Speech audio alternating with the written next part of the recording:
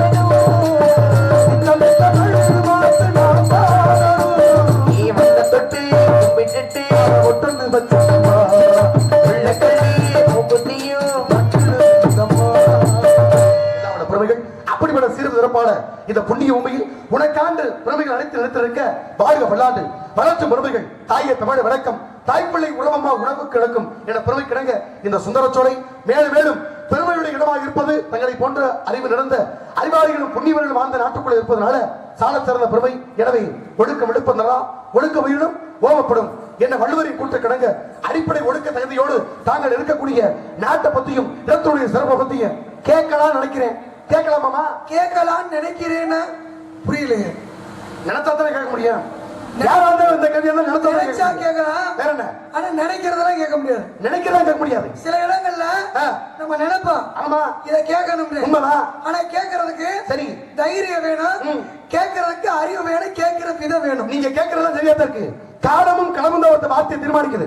ஒருத்தர் எந்த நேரத்துல எதை கேட்பாங்க எந்த விஷயத்த சொல்ல முடியாது. பல விஷயத்தை படிச்சிருக்கலாம். இங்க பேசுற ஒரு கண்ணோட்டத்துல வரலாம். ஆனா திடீர்னு பேச்சு மறந்து வேற ஏதோ சிந்தனையில் இருக்கலாம். ஏன் சிந்தனை சிதறி போற ஆளுக்கு கேட்க போறான். சிந்தனை சரியா இருக்கு. என்ன பதிலாக உயர்வாக எண்ணி விட்டால் நடப்பதெல்லாம் நன்மையாகவே உண்மைதானே.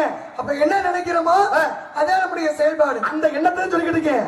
எனக்கு சிந்தனை சரியா இருக்கு நான் கேட்க நினைக்கிறேன். கேட்கலாமா? அதனாலதான் எண்ணம் போல் வாழ்வு. உண்மைதானே. உங்களுக்கு சிந்தனை சரியா இருக்குன்னு நீங்க சொல்லக்கூடாது. அப்புறம் என்ன பாக்குற நாங்க சொல்லணும். பாக்குற நீங்க என்ன சொல்லணும்? முதல்ல நான் சரியா தானே மத்தவங்க சொல்ல முடியும். விவரம் கேட்கணும்ன்றீங்க. உண்மைதானே. விவரம் கேட்கறது பெருசா? விவரம் கேட்கிற ஆளு விவரமான ஆளா இருக்கணும். அதுக்கு பதில் சொல்ற ஆளு விவரமான இருக்கணும். கண்டிப்பா பாருங்களா. கேட்கிறவங்கள விவரமா கேட்கணும். ரொம்ப சரியா தான் இருக்கு. அப்பதான் இருக்க முடியும். இது எல்லாம் சரியா தான் நல்லா இருக்க முடியும். ஆனா எல்லாமே எல்லா நேரத்திலும் சரியா இருக்காதுல. இருக்கிறது ஏதோ வச்சு சிறப்பா சிறந்த சமயம் பேசு. சமயம் இருந்து பேசு. பேசாமலும் இருந்து சில சமயத்துல பேசாம இருந்து பழகாங்க. வாக்களுக்கு ஏதோ பேசணும் தெரிஞ்சு வச்சிருக்காட்டும் ஏதோ பேசக்கூடாது தெரிஞ்சு வச்சிருக்கவே பெரியாரு. அதனாலதான் கவையாகி கொம்பாகி காட்டகத்தை நிற்கும் அவையல்ல நல்ல மரங்கள். சபை நடுவே நீங்கோரை வாசியா நின்றார் குறிப்பறிய மாட்டாத மரம். அப்ப மரத்துக்கு சமம் சொல்லி வச்சிருக்கான். ஆனா மரத்தை கூட சொல்லக்கூடாதுன்னு வைகர் சொல்றாரு. என்ன அர்த்தம்? மரத்துக்கு கூட இந்த உலகத்துல பெருமை இருக்கு.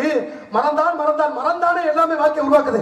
ஆக மரத்தை சொல்ல வேணும்னு கவிஞர் வைரமுத்து கூட சொல்றாரு. ஆக மரத்துக்கு பெருமை இருக்கா? இன்னைக்கு ஒரு மரத்தை ஒரு சிற்பி பாக்குறாரு. மரத்துல சிற்பம் அடிக்கிற சிற்பி நாரி என்ன நினைப்பாரு? அந்த மரத்துல என்ன சிற்பம் அடிக்கலாம் என்ன செய்யலாம்? ஒரு ஆசாரி பார்த்தாருன்னா ஒரு பழைய வடிகள் வீட்டுக்கு போடலாமா? கண்ணோட்டம் இருக்குமா? இதே ஒரு திருமணமான புதுதில் இருக்கக்கூடிய ஒரு மாப்பிள்ளை பார்த்தாருன்னா ஒரு கட்டில் செய்ய நினைப்பார். ஆமா. ஒரு கல்யாணமான பெண் பார்த்தானா சரி தொட்டில் செய்ய நினைப்பார். உண்மைதான். ஒரு வயசான முதியவர் பார்த்தாருன்னா நம்ம இறந்த பிறகு இது மாதிரி ஒரு மரத்துல வச்சு ஒரு சமப்பட்டி நடப்பாரு அப்படின்னு நினைப்பாங்க. ஆமா. அப்ப பொருள் ஒண்ணுதான். சரி பார்க்கக்கூடியவருடைய கண்ணோட்டத்தை பொறுத்த அளவுக்கு பொருள் கண்ணோட்டம் சரியா தான் நீங்க பாருங்க. பூலத்துல மழை பெய்யுது. மழை எல்லாருக்கும் பொதுவா தான் பெய்யுது. ஆனா பாருங்க செம்மண்ல விடும்போது சென்னி சிவப்பா இருக்கு. கரிசை காட்ட விடும்போது கருப்பா இருக்கு. அதே சமயத்துல பூலகத்தோட குட்டையில விடும்போது குட்டை நீரா இருக்கு. ஏன் கடல்ல விழுந்தா உப்பு தண்ணி, சாக்கடை இருந்தா சாக்கடை நீரா இருக்கு. அதேதான் ஒரு குடிநீர் குளத்துல விழுந்தா குடி தண்ணி, சந்தனத்தை விடும்போது சந்தன தண்ணியா மாறுது. அப்ப இந்த பூமியில மழை ஒன்னாத்தான் இருக்கு. இருக்கிற இடத்தை மட்டும் மாறுபடுதுல.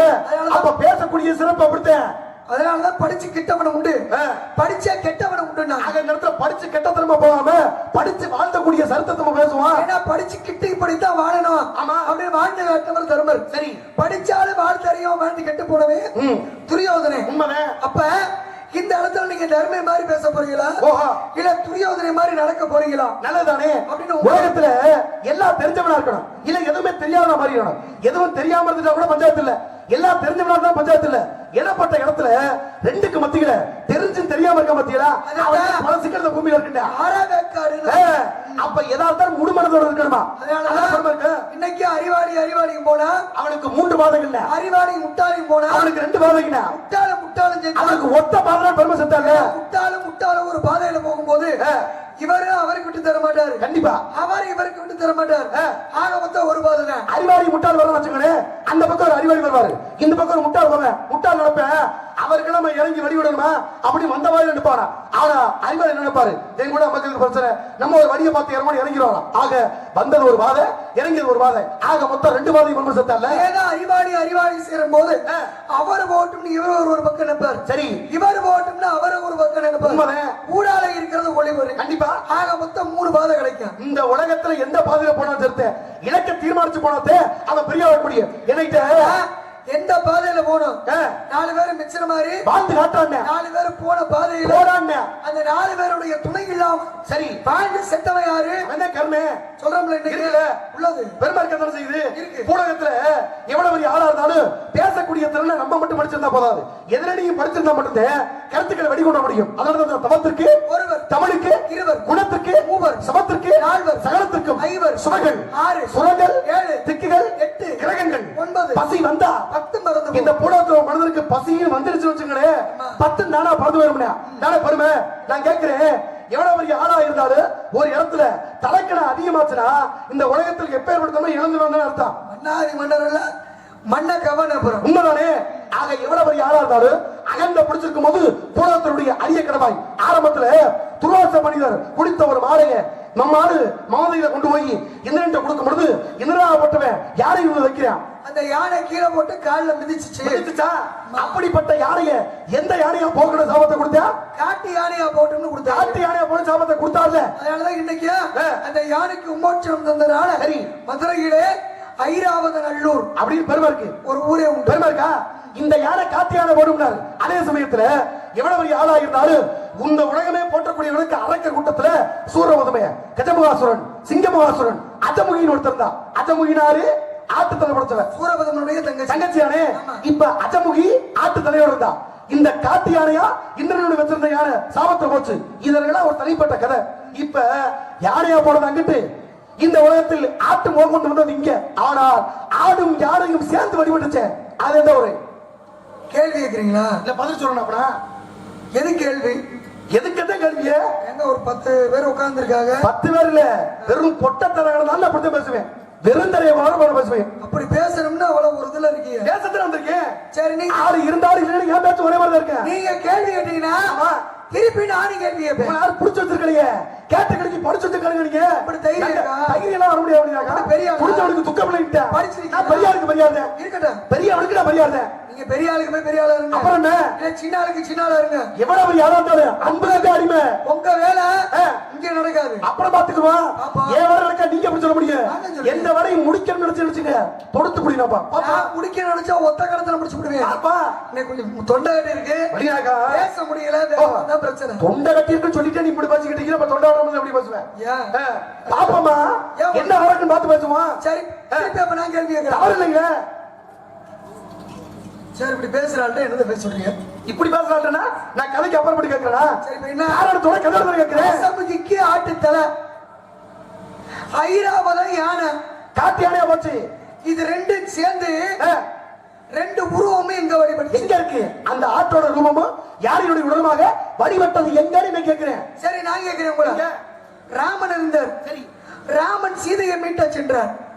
மீட்ட செல்லும் போது ஒரு இடத்துல புள்ளை அமைத்து தியான கோலத்துல இருந்தார். அந்த இடத்துல தான் இன்னைக்கு ராமநாதபுரம் பக்கத்துல திருப்புல்லானி அப்படின்னு சொல்லிட்டு இருக்கான். புள்ளணித்ததுனால ஆமா திருப்புல்லானி ஆமா அப்படின்னு சொல்லி ராமன் ஈஸ்வரனை வழிபட்டு பெற்றதுனால ராமேஸ்வரம் என்று சொல்லக்கூடிய பெருமை கிடைச்சிச்சு. அதே மாதிரி அந்த இடத்துக்கு ஒரு பேரு. சரி, அதே மாதிரி அதாவது பார்வதி என்ற தேவி ஒரு அசுரனை வதம் செய்வதற்காக ஒரு கோட்டை கட்டினா, அதனால தேவி கோட்டை கட்டினதுனால தேவகோட்டை அப்படின்னு பேராச்சு. அதே தேவி பட்டினம் அமைச்சா, அதனால தேவி பட்டணம்னு பெருமை இருந்துச்சு. இன்னைக்கு பாருங்க கமுதின்றோம். அதுக்கு பேர் என்ன? கவின்மிகு முல்லை நகர் அப்படின்னு ஒரு கவின்குடி முல்லை திருநகர் அப்படின்னு பேர் இருக்கு. அதனாலதான் கவினுக்கு கா, முல்லை நகரத்துக்கு மூ, திருநகருக்கு தீ வந்திருக்கு. அதனாலதான் சுருக்கமா கமுதி அப்படின்னு சொல்றாங்க. சரி, அப்ப பெயருடைய சுருக்கம் பேர் சுருக்கம் நல்லா இருக்கு. இருக்கு. நம்ம ஊர் பக்கத்துல சத்துரு சபகார கோட்டை இருந்துச்சு. அது எஸ்எஸ் கோட்டை இன்னைக்கு சொல்லிக்கிட்டு இருக்கா. அதே மாதிரி பாத்தீங்கன்னா திருவாரூர் இந்த அதாவது ஆர்எஸ் மங்கலம் பகுதியில, ஆமா ஆர்எஸ் மங்கலம்ன்றான், அதுக்கு பேரு ராஜசிங்க மங்கலம் பேரு. அதே மாதிரி சீக்கிய மங்கலம்னுவாங்க, கைகாட்டின்னு பேரு. சரி, அதுக்கு பேரு சின்ன கீரமங்கலம் அப்படின்னு ஒவ்வொன்றுக்கும் ஒரு பேர் சுருக்கத்துல மாறிக்கிட்டு இருக்கட்டும். வேற என்ன நான் என்ன கேட்கிறேன், ஒரு அக்காவும் அவருடைய சகோதரியும் தங்களுடைய உயிரை கொடுத்தாங்க. எதுக்காக உயிரை கொடுத்தாங்க? அந்த உயிரை கொடுத்த இடம் இன்னைக்கு என்ன பெருமை பெற்றிருக்கு. இது ஒரு பக்கம் இருந்தாலும் இப்ப நீங்க என்ன கேட்டீங்க, ஆட்டுத்தலை யானை உடம்பு. ஏன்னா தேவலோகத்திலே துர்வாச முனிவர்னு ஒரு முனிவர், இவருக்கு இன்றைய மகன் வாருணி மரியாதை கொடுக்கல. கோபப்பட்ட முனிவர், நீ பூவுலகிலே ஆட்டு தலையும் யானை உடலோடும் கிறுக்கக்கடை வாங்கி சாபத்தை கொடுத்துட்டார். அவன ஆட்டுத்தலை யானை உடம்போட எங்கெங்கயோ தவம் பண்ணி பார்த்தியா, சுய உருவு கிடைக்கல. குறிப்பிட்ட ஒரு இடத்துல போய் சிவனை கும்பிடும் போது சிவனுடைய அருளால் சுய உருவம் பெற்ற. அதனாலதான் ஆட்டுத்தலை யானை உடம்போடு அவனுடைய உடல் மீண்டும் சுய உருவு கிடைத்த இடம். அதனாலதான் அந்த இடத்துக்கு பேரு ஆடானை அப்படின்னு பேரு. ஆடானையத்தான் இன்னைக்கு திருவாடானை அப்படின்னு சொல்றாங்க. அந்த திருவாடானையில தான் இருக்கக்கூடிய சிவன் கோவில்ல அந்த ஆட்டு தலைக்கும் யானை உடலுக்கும் மோட்சம் கிடைச்சிச்சு.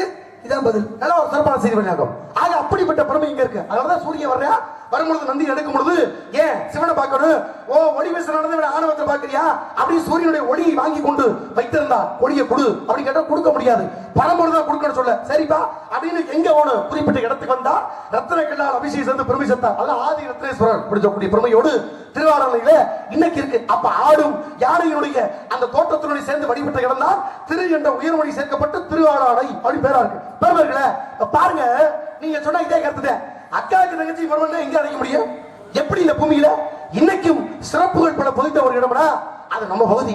இன்னைக்கும் ஆன்மீக தரலாறுல சொல்லிட்டே இருக்கலாம், அடிக்கிட்டே போலாம். அத்தனை சம்பவம் இந்த பூமியில நிறைய நடக்குது.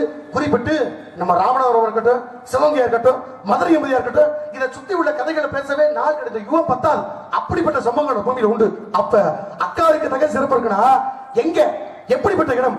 இன்னைக்கும் பெருமையா பேசக்கூடிய இடத்துல விஜய ரங்கநாத சேதுபதி ஆகப்பட்ட மன்னர் ஆரம்பத்துல ஆட்சி புரிகிறாரு. 2 மகள் அவருக்கு. யாராரு? ஒன்று ராசலட்சுமி நாச்சியாரு, இன்னொன்னு யாரு கட்டியனா பெருமைக்குரிய சிவகாமி நாச்சியார். இந்த 2 உள்ள அவருக்கு சேதுபதி மன்னருக்கு. அப்ப சேதுபதி மன்னருக்கு இருக்கக்கூடிய தருவாயில தங்கச்சி மகனுக்கு கட்டி வைக்கணும்னு ஆசை.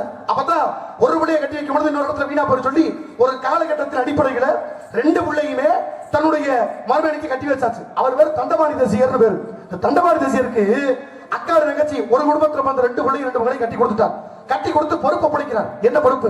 ராமநாதபுரம் மாவட்டத்துல குறிப்பிட்ட இடத்தை நீ ஆட்சி செய்யக்கூடிய பகுதி பொறுப்பணி பார்த்துக்க, மேலும் ராமேஸ்வரத்தினுடைய அந்த அறங்காவல்துறை இருக்கும்ல அந்த பொறுப்பை நீ பார்த்துக்க அப்படின்னு ஒப்படைச்சிட்டார். ஒப்படைச்சு மன்னர் போயிட்டார். காலப்போக்கில் என்ன நடக்குது? இப்பதானே பாம்பன் மனம்லாம் இருக்கு. ஒரு காலகட்டத்தில் அது தீவாதே இருக்கு. அப்ப இந்த இடத்துல இருந்து கோவிலுக்கு போகணும்னா படகுலையோ இந்த போட்ல இருந்து சவாரி செய்ய முடியும். இந்த படகுல போகும்போது கட்டணம் இல்லாம யார் வந்தாலும் எவர் வந்தாலும் கட்டணம் இல்லாமல் கோவிலுக்கு கொண்டு போய் விடணும். இது அப்ப உள்ள தீர்ப்பு. இப்ப மன்னர் சொல்லியாச்சு, கட்டணம் இல்லாம யார் வந்தாலும் ராமநாத சுவாமியை வணங்குவதற்கு கூட்டி போறது வழக்கம். அப்படி ஒரு நாள் பெடியில இருந்து காசியில இருந்து நடந்தே பாதசாரி போல ஒரு சாது வர்றாரு. இந்த சாது அங்க வரும்பொழுது என்னையும் கூட்டி சொல்லும் பொழுது ஒரு குறிப்பிட்ட சூழ்நிலையில கட்டணம் மட்டுமே இல்லாம வசதிச்சுக்கிட்டு இருக்கா. ஒரு 4 நாள் கட்டணம் போடுவான். ஏன்னா இருக்கக்கூடிய இடத்தை சுத்தமா வச்சுக்கலாம், மேலும் அந்த இருக்கக்கூடிய ஆலயத்தை மெருகூட்டுவதற்கு அந்த 4 நாள் பயன்படும். அப்ப கட்டணம் போடுங்கன்னு சொல்ல தண்டபாணி திசையில் சரி நல்லா தானே இருக்கு சொல்லி அது வரைக்கும் கட்டணம் இல்லாம கொடுத்த அந்த பதவியை தொண்ட 4 நாள் வாங்கிக்கிட்டு யார் வந்தாலும் கோவிலுக்கு கூட்டிட்டு வாங்க படகு சவாரி சொல்லியாச்சு. இப்ப நான் வாங்குறதுக்கு எல்லாரும் விருப்ப கேட்டால் போயாச்சு, இல்லாதவங்க என்ன செய்ய? அப்ப அந்த சாது வர்றாரு, கூட்டி போக சொல்ல, நான் கொடுப்பான்னு கேட்கிறாங்க, காசு இல்லையே, காசு இல்லைன்னா கூட்டி போக முடியாது படகுன்னு சொல்ல. அப்ப எங்க இருந்து இவ்வளவு தூரம் வந்ததே ராமநாத சுவாமியை பார்க்கத்த, ஆனா கூட்டி போக முடியாதுன்றீங்களே, என்ன பண்றது? நானா கேட்கிறீங்களே, அப்ப சிவத்தொண்டை செய்ய விடாம ஏன் இருக்கிறீங்க? யாரு மன்னர் அப்படின்னு நேரம் கேட்டு போனாராம். அப்ப மன்னர் சேதுபதி அரண்மனைக்கு வந்து கேட்க, என்னப்பா விஷயம் ஏன் அப்படி கேட்கும் பொழுது, இல்லைங்கய்யா நான் ராமநாத சுவாமியை பார்க்க வந்தேன், ஆனா நாலனா என்கிட்ட இல்ல, எனக்காக கொஞ்சம் தயவு செய்து கொண்டு போய் விட சொல்லுங்கன்னு சொல்ல. நாலனாவா என்ன சொல்ற? ஒண்ணு புரியலையே. அப்ப கட்டணம் வாங்குறது அதுக்கப்புறம் தான் அவருக்கு தெரியுது. அப்ப நமக்கு தெரியாம கட்டணம் வாங்கிட்டு இருக்கானா?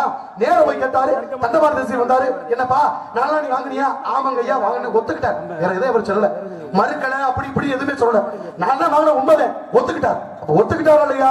ஒத்துக்கக்கூடிய பக்குவத்தோடு அப்பத்தான் என்னைக்கு ஒத்துக்கிட்டியோ, நீ ராஜதுயோட செஞ்சிருந்தா கூட, ராஜத்துல ஒரு குற்றம் பிறந்ததே நம்ம மன்னர் வகையில ஏதோ ஒரு குற்றத்தை செஞ்சிருந்தா கூட உன்னை நாடு கடத்தியிருப்பேன்.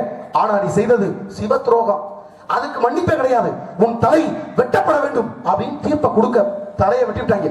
இப்ப தண்டபாணி தலை பறி போச்சு, வெட்டியாச்சா? இப்ப சொந்த மகனை வெட்டி விட்டாச்சுல, அக்காவுக்கு தங்கச்சிக்கு செய்தி வரணும்ல. இப்ப இருக்க மாதிரி தொழில்நுட்ப வசதி எப்ப இருந்துச்சு? பல்லக்குல அக்காவும் தங்கச்சி வர்றாங்க, ஏன் மன்னருடைய அரண்மனைக்கு கூட்டி வருகின்ற செய்தியை கேட்டு வர்றாங்க. ஆனா இங்க தலைய போச்சு. ஒரு காலகட்டத்துல தண்டபாணி தேசனுடைய தலை வெட்டுப்பட்டு போச்சு அப்படி சம்பவம் அக்காருக்கு தெரிய வருது. அப்ப அக்காருக்கு எப்ப தன்னுடைய கணவர் செத்தான்ற செய்தி தெரிய வந்துச்சோ, அந்த இடத்திலேயே கணவர் போன பின்னால நீ நம்ம இருந்து என்ன பண்ண போறோம் அப்படின்னு அக்கா தீமூட்டி இழந்தே இன்னைக்கும் அக்கா மடம்.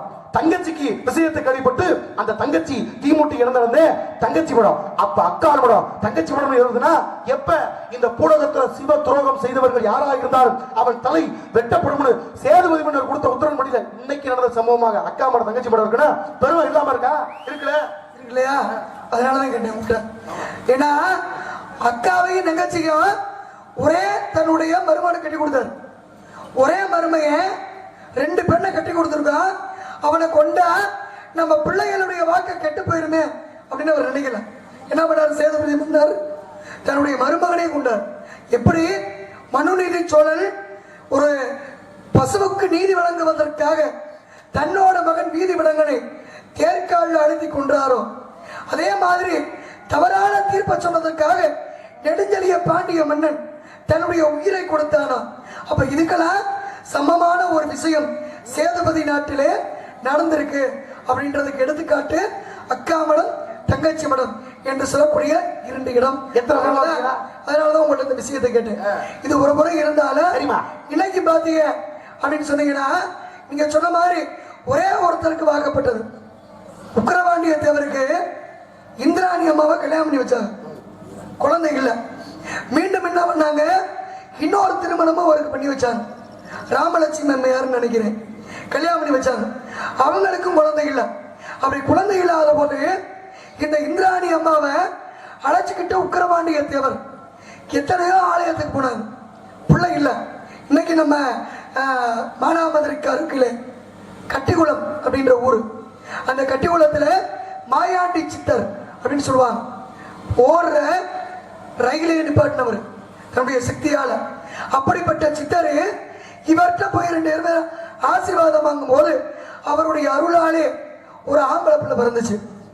இந்த மாயாண்டி சித்தருடைய குருநாதர் யாரு? ராமலிங்க சுவாமிகள், சூட்டுக்கோள் ராமலிங்க சுவாமிகள்.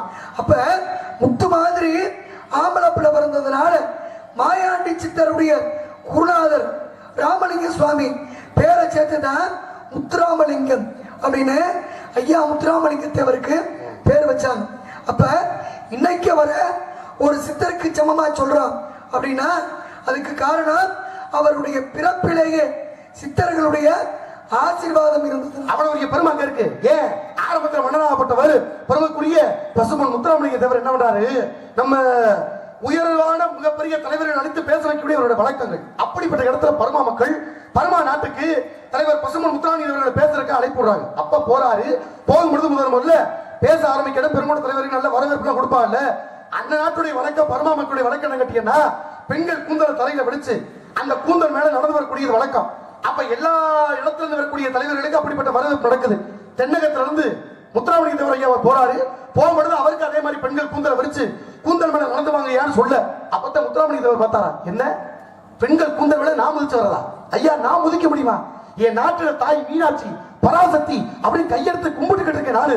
அப்படிப்பட்ட சூழ்நிலை இருக்கக்கூடிய என்ன பார்த்து கூந்தல முதிச்சு வாண்டீங்களே, அப்ப இந்த கூந்தல முதிச்சுதான் இந்த நாட்டுக்குள்ள நான் வரணும்னா, இந்த நாட்டுக்குள்ள நான் வரல, இப்படிப்பட்ட இடத்துல நான் பேசுறேன்னு சொல்லி தென்னகத்துக்கே திரும்புகிறேன்னு போனாரா? அப்பதான் பார்த்தாருங்க நம்மாருங்க, இந்த உலகத்துல எந்த ஒரு நாட்டுக்காகவும் எந்த ஒரு மன்னருக்காகவும் யாருக்காகவும் மாற்றப்படாத தீர்ப்பை, யாருக்காக மாற்றப்படாத வழக்கத்தை பசும்பொன் முத்துராமலிங்க தேவர் அவர்களுக்காக தங்களுடைய வழக்கத்தை மாற்றி அமைத்துக் கொண்டார்கள் பரமா நாட்டு மக்கள்னா.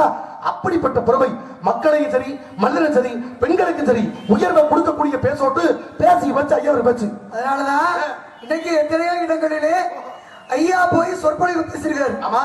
ஆனா தெய்வ திருமகனார் முதலிலே சொற்பொழிவு பேசியது எங்கன்னா சாயல்குடியில தான். சாயல்குடி பக்கத்துல. ஏன்னா சாயல்குடியில விவேகானந்தர் படிப்பக சாலை அப்படின்னு சொல்லி ஒரு படிப்பக சாலை ஏற்படுத்தினாங்க. அப்படி ஏற்படுத்தி மதுரையில இருந்து மிகச்சிறந்த பேச்சாளர் ஒருவரை வர வைக்கிறாங்க. ஆனா அவர் வர முடியல இன்னைக்கு. அப்ப சாயல்குடி பக்கத்துல ஒரு பஞ்சாயத்து விஷயமா ஐயா வந்தவர். அப்படி வந்தவரை கூப்பிட்டு, ஐயா இன்னைக்கு பேச வர வேண்டியவர் வரல, நீங்க ரொம்ப படிச்சவங்க, அதனால நீங்க வந்து பேசுங்க அப்படின்னு போது விவேகானந்தரை பற்றி கிட்டத்தட்ட 2 மணி நேரத்துக்கு மேல பேசுறதுதான். எப்படி முதல் சொற்பொழிவு. ஆமா. அப்படி முதல் சொற்பொழிவிலே ஒருவரை பற்றி 2 மணி நேரம் பேசக்கூடிய சக்தி படைத்தவர். அதனாலதான் அவரை கேரள நாட்டுல பேச கூப்பிட்டாங்க. அப்படிப்பட்ட பெருமை அவருக்கு. கேரள நாட்டுக்கு பேச போகும்போது இன்னும் பாத்தீங்கன்னா ஐயாவுக்கு மீசையோடு ஒரு புகைப்படம் இருக்கும், மீசை இல்லாமல் ஒரு புகைப்படம் இருக்கும். ஏன் அப்படின்னா கேரள நாட்டுக்கு அவர் பேச போகும்போது அவர் பேச்ச கேட்டு அந்த கேரளத்து இளவரசி ஐயாவை பார்த்து ஆசைப்பட்டாங்களாம். உங்களை கல்யாணம் பண்ணிக்கணும், உங்க மீசை ரொம்ப அழகா இருக்கு, உங்க பேச்சும் உங்களுடைய சிந்தனையும் ரொம்ப அழகா இருக்கு அப்படின்னு போது பார்த்தாரு ஐயாரு. ஐயா, என்னைக்கு ஒரு பெண்ணு நம்மோட மீசை பார்த்து ஆசைப்பட்டாலும் இனிமேல் இந்த மீசையே எனக்கு வேணாம் அப்படின்னு தன்னுடைய மீசை எடுத்துக்கொண்டார். யாருக்கு? அதனாலதான் தெய்வ திருமகனாருக்கு அதுக்கு பிறகு மீசையே கிடையாது, மீசவரு வைக்க கிடையாது. பாத்தீங்கல்ல, ஏன்னா ஒரு பெண்ணினுடைய ஆசையை தூண்ட இது காரணமா இருந்துச்சுன்னா இனிமேல் எனக்கு இந்த மீசை வேணாம் அப்படின்னு இழந்தவர் பட்டத்தை இருக்கணுமா. ஒரு துறவி நிலைக்கு போறவங்க எந்த ஆசையும் இருக்க வேண்டாம் கதை போறாரு. நீங்க சொன்ன கதை சரியா தந்துச்சு. சாயல்குடி மட்டும் பேசுறாரு, பேசும்பொழுது அழைப்பு கொடுத்த சேதராம செட்டியார் அழைப்பு கொடுத்திருக்காரு. மதுரையிலிருந்து பேச வந்த பேச்சாளர் தானே கிருஷ்ணசுவாமி. இந்த கிருஷ்ணசுவாமி அவர்கள் பேச போட்டிருந்தது பல்ல. நீங்க சொன்ன மாதிரி என்னடா யாரை வச்சு பேசும்பொழுது பஞ்சாயத்துக்கு வந்த தேவரை வச்சு பேச வச்சாங்க. யாரை பத்தி பேச கேட்கும்போது எந்த விதமான துண்டிச்சிட்டு எந்த விதமான எதுவுமே இல்லாம தன்னுடைய அறிவு சக்தியால படிப்பின் திறமையால 3 மணி நேரம் பேசினார் வேணுங்கிற பெருமையை. அப்ப விவேகானந்தருடைய பெருமையை பசும்பொன் முத்துராமலிங்க அவர்கள் பேசும்பொழுது அதை கீழே உட்கார்ந்து கேட்டது யாருன்னா அந்நாள்ல பெருங்குண்ட பெருந்தலைவர் என்று போற்றக்கூடிய கர்மவீரர் காமராஜ் அவர்கள் உட்கார்ந்து கேட்டாராம்.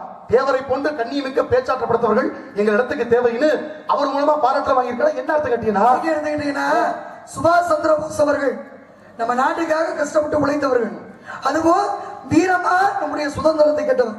அவர் தென்னகத்தினுடைய போஸ் அப்படின்னு யாரு சொன்னாரு? அவர் நம்ம தேவரையாவது தென்னகத்தினுடைய நேதாஜி என்று அவரே சொல்லியிருக்கார். அது மட்டும் இல்ல, இந்தியாவிலேயே 2 பேர் வாய் திறந்து பேசக்கூடாது அப்படின்னு வாய் போட்டு சட்டம் போட்டாங்க. ஒண்ணு சர்தார் வல்லபாய் படேல், இன்னொருத்தர் ஐயா அவர்களுக்கு தெய்வ திருமகனார்.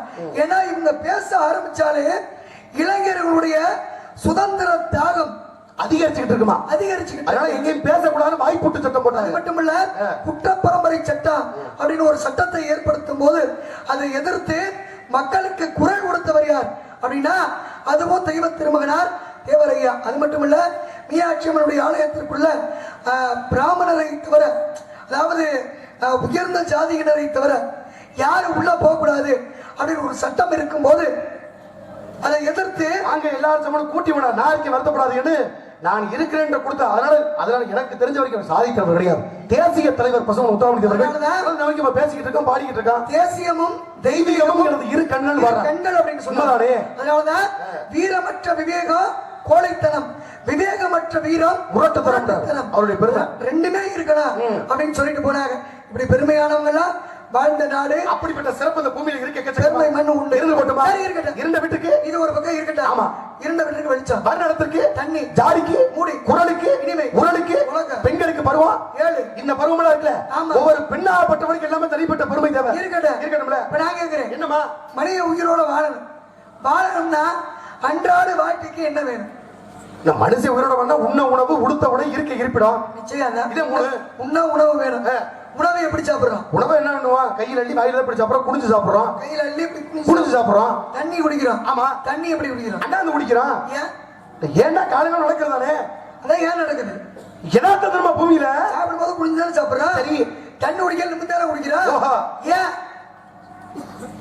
இப்ப பேசுறீங்க? பேச்சு சாப்பிடக்கூடிய உணவை குடிச்சு சாப்பிடுறோம், தண்ணி குடிக்குமா அண்ணாந்து குடிக்கிறோம்னு. இந்த பூமியில யதார்த்தமாவே ஒரு பொருள் ஒரு காலகட்டத்துல 2 இடத்துல பயன்படுது, ஒரு ஆளுக்கு ஒரு இடத்துல பயன்படுது. சுருக்கமா சொல்லணும்னா பொம்பளைக்கு 2, ஆம்பளைக்கு 1. எங்க? பொம்பளைக்கு 2, ஆம்பளைக்கு 1. எங்க? ஏன் பண்ணா நல்லா தானே பேசுறீங்க? இப்ப மட்டும் தப்பா வச்சுக்கிட்டு இருக்கா? கேட்டீங்க கேள்வி. குடிச்சே சாப்பிடும் அர்த்தம் நீங்க நினைக்கிறீங்க. காமன கண்ண பார்த்தா கண்டதுல மஞ்ச, நல்ல இடத்துல பாருங்க, சரியா இருக்க. அது எங்களுக்கு தெரியும். அப்ப தெரிஞ்சு பாருங்க. அரண்டவங்களுக்கு இருந்ததெல்லாம் பேய். அப்ப பேய் மாதிரி உங்களுக்கு தெரியும், அரண்டு வரைக்கும் உங்களுக்கு அர்த்தம் யாரு? அப்புறத்துக்கு நீங்க எப்படி பாக்குறீங்க? நீங்க எப்படி சொல்றீங்க? சொன்ன கோணத்தை நீங்க எடுத்துக்கிறீங்க. சொல்றது தப்பா இருக்கு. ஏன் அப்படி நினைக்கிறீங்க? நான் என்ன கேட்டேன்? சேத்தாரு செந்தாமரை இருக்கு, சேரையா பாக்குறீங்க, செந்தாமரை பாக்குறீங்க. ஒரு சேத்துல இறங்கனா தானே செந்தாமரை பறிக்க முடியும். அப்புறம் இங்க இருந்து கையை நீட்டினா வந்துருமா? அப்ப அசிங்கப்படம் நினைச்சா உருண்டு படுத்தாலே என்னது விட்டுறானு ஒட்ட மட்டும் ஒட்ட முடியும். அது உண்மைதான். அதானே. என்ன படுத்துக்கிட்டு போத்திக்கிட்டு படுக்கிறதுன்றாங்க. அதுக்கு 2 வித்தியாசம் இருக்கு. 2 வித்தியாசம். படுத்துக்கிட்டு போத்துறோம்னா ஆரோக்கியமா இருக்குன்னு அர்த்தம். போத்திக்கிட்டு படுக்கிறது அது குளிர் காத்து வந்தவனா இருக்கு. உடம்புக்கு சரியில்லை. 2 வித்தியாசம் இருக்குல. ஆமா. அப்புறம் என்ன? இருக்கட்டும். அது தெரியாத இருக்கு. அதனால இப்ப செய்யறேனா எப்ப செய்ய முடியாது. அப்ப செய்யறேனா அது அப்ப நேரத்துல செய்ய முடியாது. வழியில கடந்த எடு உடைய கட்டா குறானே நெருப்பு இல்லாம போயாது. நெருப்பு இருந்தா போய் நெருப்பு இருந்தா ஆனா நெருப்பு இல்லாம போயாதானே. ஆமா. அப்ப இந்த உலகத்துல நெருப்பு இல்லாம போயாதுல, நெருப்பு இல்லாம இப்ப போயுது. இப்ப நான் என்ன கேக்குறேன்? அத வயித்தறிச்சேன். வயித்தறிச்சது நல்லா இருந்துட்டா இங்க போகையும் மனுஷன் உங்களுக்கு வருதுல. யாருக்கு வயித்தறிச்ச? எதுக்கு? நீ நல்லா பேச முடியல வயித்தறிச்சலா இருக்கு. அத சொல்லுங்க. வேகமா பேச முடியல. பேசுங்கம்மா. நீ வேற ஒண்ணும் இல்ல. சரி இருக்கட்டும். வேற என்ன? என்ன கேக்குறேன் உங்கள? சாப்பிடும்போது குடிச்சு சாப்பிடுறோம். சரி. தண்ணி குடிக்கல நிமிந்து குடி. அத உங்களை கேட்டேன். பொம்பளைக்கு 2 ஆம்பளைக்கு 1 என்ன ஆகுது? என்ன தம்பி இப்படி பேசுற? என்ன தம்பி இப்படி பேசுற அப்படின்னா அவங்க கிட்ட என்ன போறியா?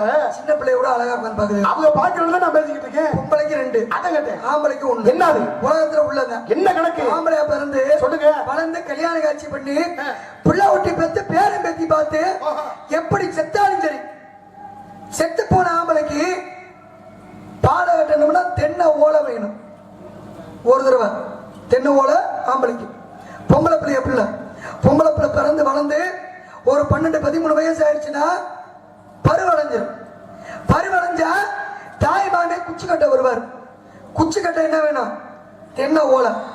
அதே பொம்பளை பிள்ளை கல்யாணம் பண்ணி புள்ள ஊட்டி வந்து பேரம் பேத்தி பார்த்து அது நல்லது கட்டது பூரா அனுபவிச்சு இறந்தா அதுக்கு என்ன வேணும்? பாலை கட்ட தென்னை ஓலை.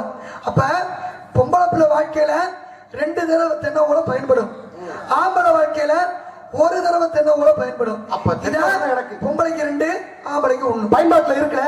நீங்க என்ன கேட்டீங்க? சாப்பாடு குடிச்சு சாப்பிடுறோம், தண்ணி குடிக்கும்போது அண்டாந்து குடிக்கிறோம்னா இது யதார்த்த கணக்கு. ஏன்னா நல்லவன் கெட்டவன், வந்தவன் போனவன், சொத்து இருக்கவன் இல்லாதவன், நோயில இருக்கவன் நோய் இல்லாதவன், இது எல்லாத்துக்கும் சமமானது இந்த பூமாதேவி. யாரு என்ன எதையுமே பார்க்காது. எல்லாருக்கும் தேவையான உணவை தரக்கூடியவள் பூமாதேவி, பொறுமையின் பொக்கிஷமா இருக்கக்கூடியவள். அப்படிப்பட்ட பூமாதேவி எல்லாருக்கும் உணவை தருவதனால இந்த பூமியிலிருந்து விளைஞ்சது இந்த நெல்லுமணி, அதைத்தான் நான் சோறாக்கி சாப்பிடுறேன். அப்ப பூமியே நீ எனக்கு உணவை தந்ததுனால, இந்த சோத்தை தந்தது நீ, அதனால உன்னை பார்த்து தலை வணங்கி நான் சாப்பிடுறேன் காத்து குனிஞ்சு சாத்து சாப்பிடுறோம். ஏன்?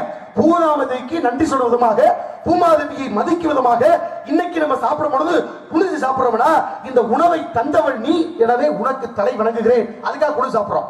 எதுக்கு அண்டாந்து பாத்துறோம்? ஆகாசவாணி வர்ற பகவான் அவன் தான் தண்ணீர் நம்மளுக்கு கொடுக்கிறான். அந்த தண்ணீர் நம்மளுக்கு கொடுத்தாதான் பூமிக்கு வெளிச்சம். ஆக தண்ணீரை கொடுத்தவன் ஆண்டவா வர்ற பகவான் நீ, எனவே அண்டாந்து பார்த்து உன்னை நினைத்து உனக்கு தலை வணங்கி நான் தண்ணீரை குடிப்பதற்காக ஆகாசத்திலிருந்து தண்ணீரை கொடுத்தனால உனக்கு, பூமியிலிருந்து வெளிச்சத்தை கொடுத்த உனக்கு சொல்லி 2 பேருக்கு பெருமை சேர்க்கிறமாக இப்படி நம்ம சாப்பிடுற வழக்கம் பூமியில இருக்கு இல்லையா? இருக்குல்ல. அப்ப சாப்பிடுறதுக்கு தண்ணி குடிக்கிறதுக்குமே காரணம் இருக்கு. காரணம் இருக்கத்தானே செய்யுது. ஒரு மனுஷன் பிறகுறான். ஆமா.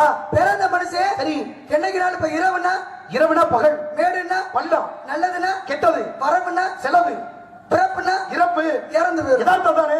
இறந்த மனிதனுக்கு நிறைய சாங்கியம் எல்லாம் செய்வாங்க. ஆமா. இதுல முச்சத்தில சரி பொம்பளை பிள்ளை கொள்ளை கூட உடைக்கும். சுடுகாட்டுல ஆம்பளை பையன் கொல்லி கூட உடைப்பாரு. அந்த மண்பானையில 3 ஓட்டை ஓடுவாங்க. ஆமா.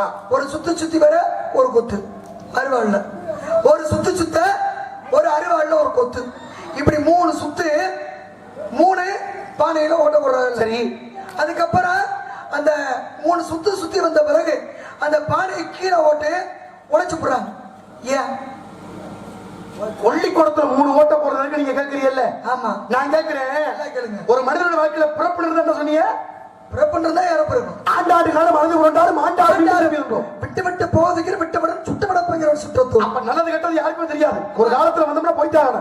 10,000 ரூபாய் சொத்து இருக்கு, 15 கோடி சொத்து இருக்குன்னா சாக மாட்டேன்னு சொல்ல முடியுமா? செத்த பின்னால எல்லாத்தையும் அள்ளி போட்டு போக முடியுமா? அப்ப இருக்கிற வரைக்கும் பயன்படுதான் நினைக்கிறேன். தானே எதார்த்தா? இப்ப நான் கேட்கிறேன், வார்த்தைக்கு கொடுக்குறீங்க, பேசக்கூடிய பேச்சு பேசுறீங்க. ஆபத்துக்கு உதவாதா, அனுபவிச்சுக்கு உதவா, தாவத்தை தீரா, தரித்திர மரியா, கோபத்தை கிடக்கா, குருமணி கேடா, பாவத்தை தீரா, வாழ்க்கையில இருந்து வாழ்க்கை எதுக்குமா வாழ்றான்?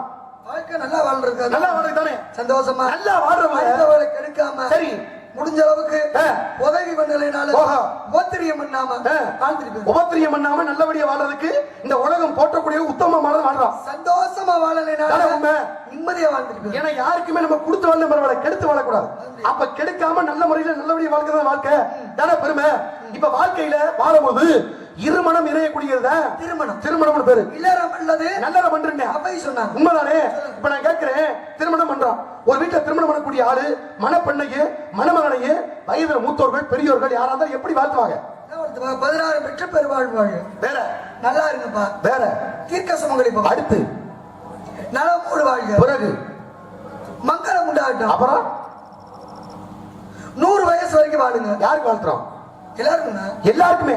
ஆமா. மணப்பெண்ணுக்கு கிடையாது. 100 வயசு வரைக்கும் வாழுங்க. 100 வயசு வாழ்றது யாராவது உண்டாகட்டும். சின்ன ஆளு பெரிய ஆள் நடுத்தர எல்லாருக்கும் வாழ்த்துறோம். தீர்க்காயுஷ்மான் பவ கொடுக்கிற உண்மை. நீ சொன்ன சரியா தான் இருக்கு.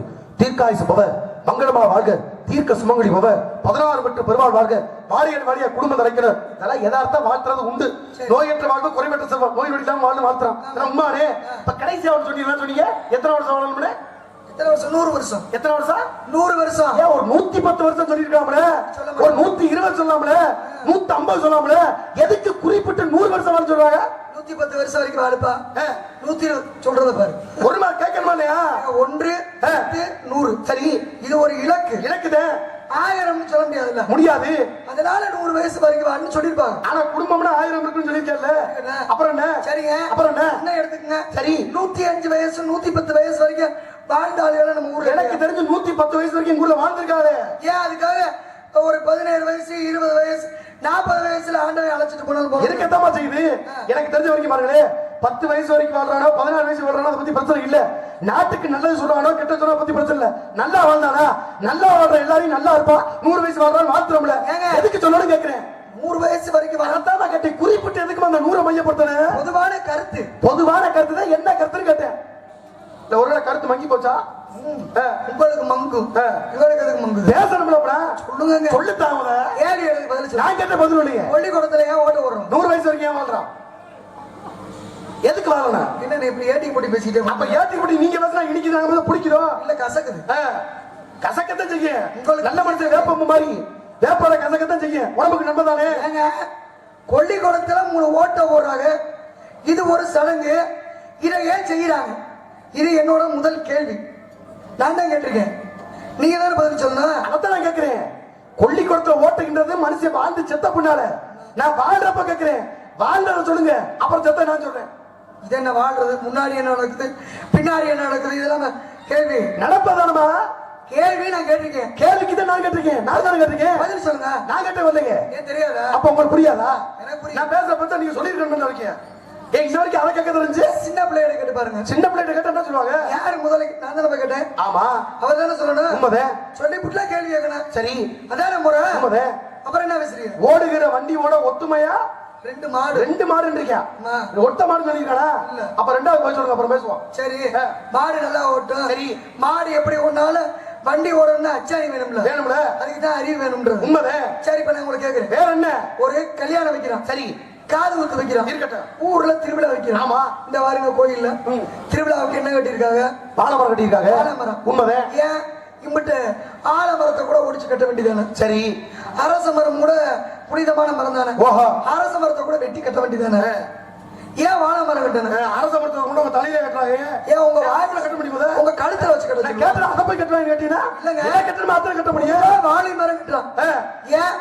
ஏன்னா வாழை என்பது தெய்வீக தன்மை பொருந்துகிறது. சரி, இன்னைக்கு பாருங்க, வாழை இலை சாப்பிட பயன்படும், வாழை பூ சாப்பிட பயன்படும், வாழை காய் சாப்பிட பயன்படும், வாழை இலையில இருந்து வாழை பூல இருந்து வாழை தண்டுல இருந்து எல்லாமே வாழை பழம் சாப்பிட பயன்படும், வாழை காய் பயன்படும், வாழை தண்டு, வாழை கிழங்கு, வாழை நாறு, ஏன் வாழை மட்டை, அந்த தண்டுல இருக்கக்கூடிய மட்டை கிட்ட எல்லாம் பயன்படும், எல்லாமே பயன்படும். ஏன் கழிவில்லாத பொருள் எப்படி இருக்கிறதோ எல்லா பொருளையும் இந்த உலகத்திற்கு தனக்குன்னு வச்சுக்கிறாம பிறருக்கா கொடுக்கிறது. படிக்கக்கூடிய பண்பை வளர்த்துக் கொள்வதுதான் கட்டுறது. வாழை மரம் படைக்கிறார். இன்னைக்கு வீட்டுல ஒரு பசு கண்ணு குட்டி போட்டாலோ, அதே மாதிரி ஒரு வாழை ஈண்டாலோ, ஒரு பொங்கலை வச்சு மஞ்சள் துணியை கட்டி அதுக்கு சாங்கியம் பண்றது விவசாயி சம்சாரி வீட்டுல நடக்கிற முறை. ஏன்னா தெய்வீக பொருந்திய மரம். சரி, அது வாழையடி வாழையா வளரணும். ஒரு காது ஒத்து வச்சா அது வாழையடி வாழையா வளரும். கண்டிப்பா அதுக்குதான் வாழை மரம். எல்லா சிறப்பு இருக்கு. கல்யாணம் வச்சா வாழையடி வாழையா வளரணும். ஆமா, திருவிழா வச்சா வாழையடி, அதுக்காகத்தான் வாழை மரம் இருக்கு. அப்ப ஒரு வாழை மரம் கட்ட, அதுவும் சாதாரண வாழை மரம் கட்டக்கூடாது. ஈண்டு குலைதல்லியே தான் கட்டணும். குலைதல்ல அந்த வாழை மரத்தை தான் கட்டணும். பல பேர் அதை கொண்டு வரணும், ஒடிச்சு விடுவா. ஒடிக்க கூடாதா? அப்ப நிறைவானது எதுனா குலைதல்லியே வாழை கட்டணும். அதனாலதான் எதுவுமே நிறைவாக முடிக்கணும். அப்ப சாங்கியம் இருக்குல்ல, இதுக்கு அர்த்தம் இருக்குல்ல. சரி, அப்ப அது மாதிரி கொல்லிக்கொடை உடைக்கிறதுக்கு அர்த்தம் இருக்கும்ல. பூலகத்துல திருவிழா நடத்துறது எதுக்காக? திருவிழா. இந்த வார்த்தையை திருப்பி பாருங்களே, திருவிழா, விழாவிரு. தமிழனுடைய பாரம்பரிய விழாமல் இருப்பதற்காக இந்த திருவிழா நடத்துறோம். எதுக்கு இப்படிப்பட்ட பெருமை? இன்ன வரைக்கும் வெத்தலை கொடி படுறதுக்காக அகத்திய நட்டு வச்சோம், அகத்திய தின்றதுக்காக ஆடு வளர்த்தோம், ஆடு வட்ட புழுக்கைய வச்சு காடு வளர்த்தோம், காட்டுல உள்ள புழுவையெல்லாம் பிறக்கிறதுக்கு கோழி வளர்த்தோம். இந்த கோழியை ஆட்டையை அடிச்சு கொள்ளாம கோயிலுக்கு நேர்ந்து விட்டோம். அந்த கோயிலுக்கு ஒரு திருவிழாவை எழுப்பி அங்க வரக்கூடிய பக்தர்களையும் ஆணையும் பெண்ணையும் இன்னாருக்கு இன்னாரு பேசி முடிப்பதற்காக மறுபடியும் சம்பந்தம் பேசுவதற்கு காட்டு விளையக்கூடிய வெத்தலையை கொண்டாந்து முன்னால வச்சோம். அது சம பந்தம், சம உறவு. சில பேர் சம மந்தின்னு இருக்காங்க. மந்தினா குரங்கு, பந்தம்னா சமான உறவு. இப்ப இத்தனை பெருமையும் திருவிழாவில காலம் தொட்டு பாரம்பரியம் நடக்குது. ஏன்? நல்லா வாழ்ந்து நாகரிகமா வாழ்றதுக்கு தான் திருவிழா ஏற்படுத்துறோம். அப்படி நல்லா வாழக்கூடியவரை 100 வயசு வாழ்ந்து மாத்திரமே ஏன் மாத்திரம்? நான் ஒண்ணு அவர் ஒண்ணு. சரி, இன்னைக்கு பாருங்க. சரி, பிள்ளையார் தூக்கிட்டு போய் ஒரு முருங்கை மரத்து கீழே உட்கார வச்சிருக்காங்க. கிடையாது. இல்ல, பிள்ளையார் தூக்கிட்டு போய் ஒரு மாமரத்து கீழே உட்கார வச்சிருக்காங்க. அப்படி இல்ல. ஏன் அரச மரத்து கீழே பிள்ளையார் வைக்கணும்? இன்னைக்கு பாருங்க, அரச மரத்தினுடைய காட்சி என்பது பெண்ணினுடைய கற்பப்பையை சுத்திகரிக்கக்கூடிய தன்மை அந்த காற்று தன்மை உண்டு. அதனாலதான் சும்மா போய் அரச மரத்தை சுத்து அப்படின்னா நம்ம சுத்த மாட்டான். அப்ப அதுல போய் முழுமுதற் கடவுள் பிள்ளையார உட்கார வச்சா சாமியை கும்பிட்ட மணிக்கு இருக்கு, அதை சுத்தி வந்த மணிக்கு இருக்கு. அந்த பெண்ணினுடைய கருவறைக்குள்ள இருக்கக்கூடிய அந்த குறைபாடு நீங்கிற மாதிரி இருக்கு. அப்ப மூலிகை என்ற மருத்துவத்தை நம்முடைய முன்னோர்கள் நமக்கு எப்படி சொல்லி கொடுத்தாங்க? அரச மரத்துக்கு கீழே பிள்ளையார வைக்க சொல்லி கொடுத்தாங்க. சரி, அதனால இன்னைக்கு பழமொழி சொல்லுவாங்க, அரசனை நம்பி புருஷனை கைவிடக்கூடாது அப்படின்னா அதுக்கு தப்பான அர்த்தம் இல்ல. அதுக்காக அரச மரத்தை சுத்த சொல்லி விட்டாங்கன்னு சொல்லி புருஷனை கவனிக்காம இருந்தா வேற அரசனை சுத்தி பிரசம் குழந்தை இருக்குமா? அப்ப காரணம் இருக்குல்ல. அவ்வளவுதான், அரசனை நம்பி புருஷனை கவனிக்காம இருந்திருக்கணும். அப்படிப்பட்ட பெருமை இருக்கு. அப்ப அதுக்கும் காரணம் உண்டு. காரணம்னா முடியாது, இப்படி ஒரு காரணம் இருக்குல்ல. சரி, அது மாதிரி கொல்லிக்கொடை உடைக்க காரணம் ஒவ்வொருத்தருக்கும் உபரிசத்துக்கு இந்த பூமியில காரணம் உண்டு. கண்டு கட்டு உண்டு உயிர்த்து உட்டனை ஐம்பதும் உண்டோடி கண்ணை உழன்றார். ஆக இந்த பூமியில எப்படிப்பட்ட ஆளா இருந்தாலும் ஒரு கோவிலுக்கு போறோம். எதுக்கு? 107 சுத்துறோம், 109 சுத்துறோம், 200 சுத்துறோம், முடிஞ்ச வரைக்கும் சுத்துறோம். அப்ப எதுக்காக கோவிலை சுத்தி வரக்கூடிய உடலுக்கு ஆரோக்கியம் உள்ள போறோம்.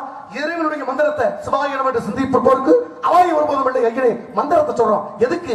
மன தூய்மை அடைய வேண்டும். ஒரு நிலைப்படுத்தி ஒரு நிலை சிந்தனையோடு இறைவனை பார்த்து வணங்குறவன் எதுக்காக?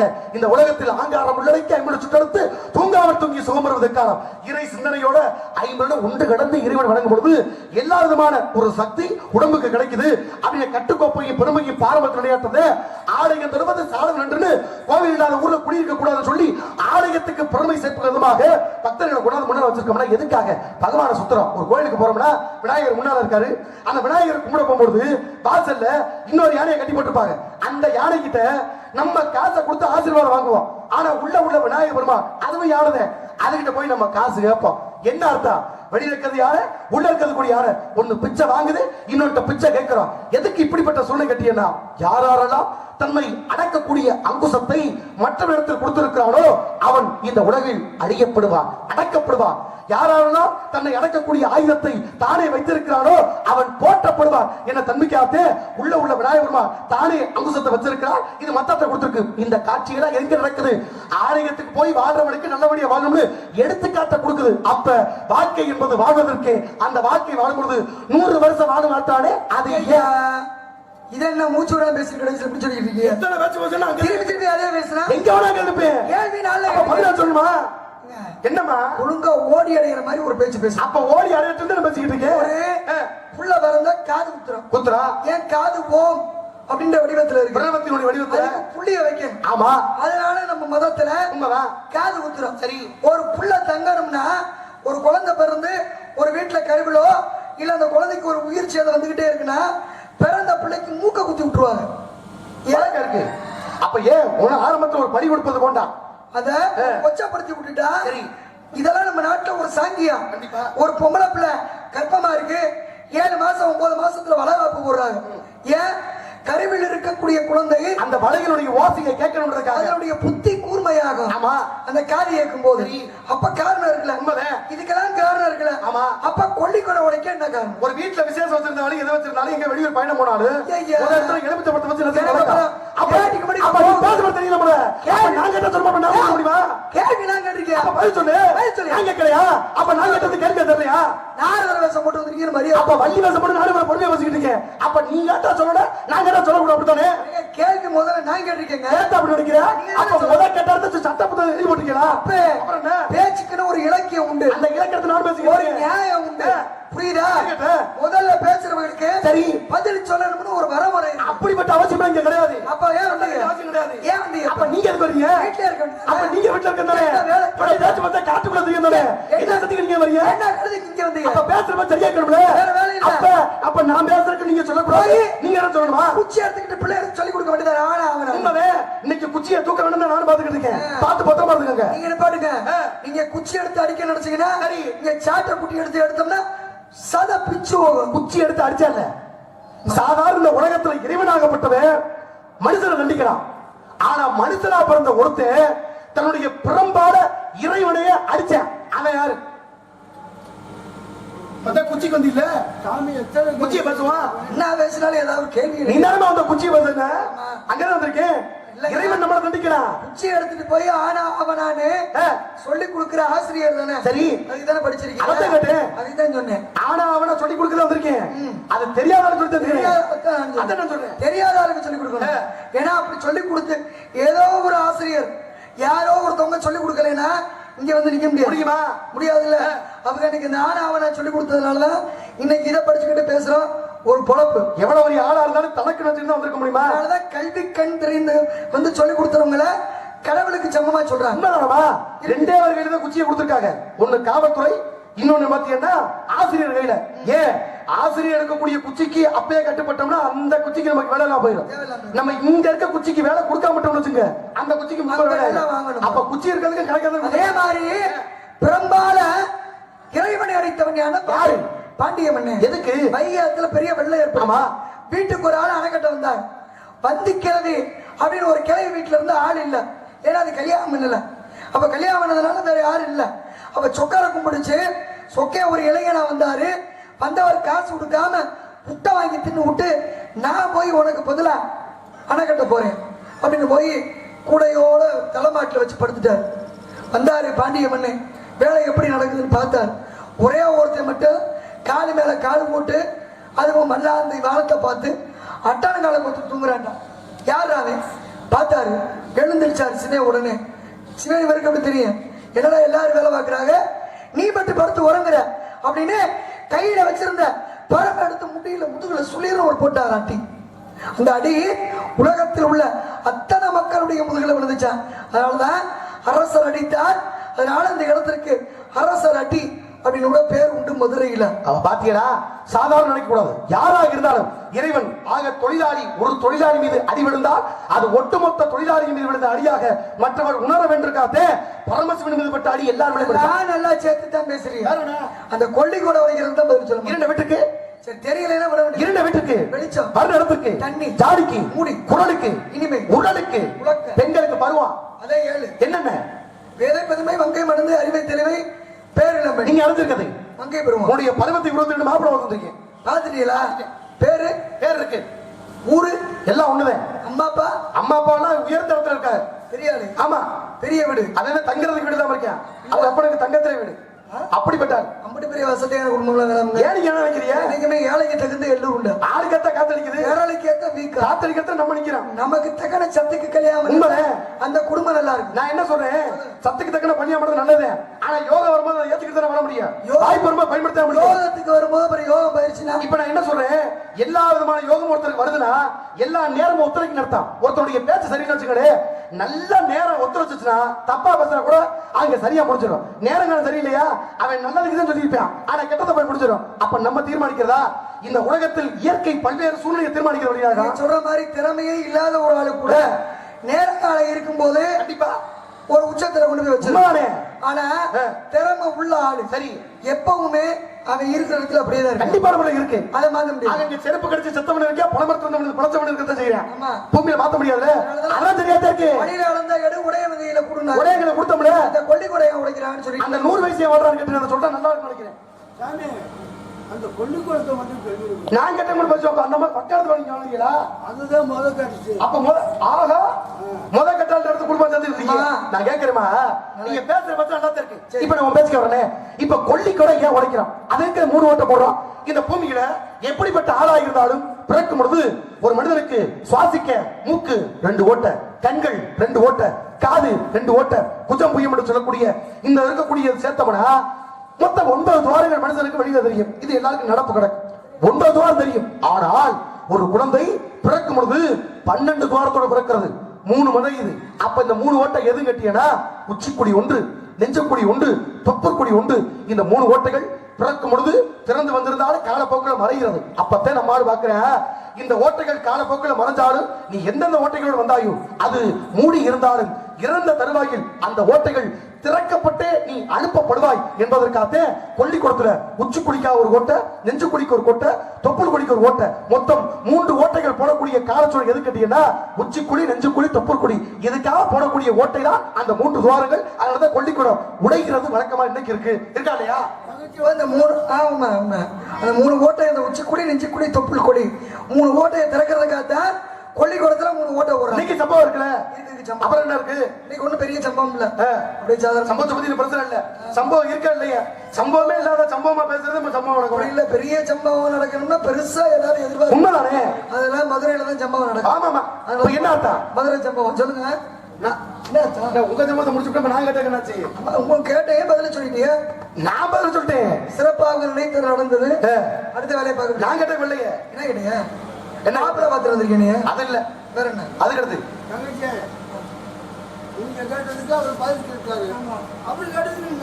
உண்மை. ஏன் அவர் எனக்கு ஆதரவா பேசுறாப்ல? கூடவே வண்டியில ஏத்தி வினைய அவர் அர்ஜுனே நான் பாத்தீங்க. இதுல எங்க அப்பா வேற, சித்தப்பா வேற.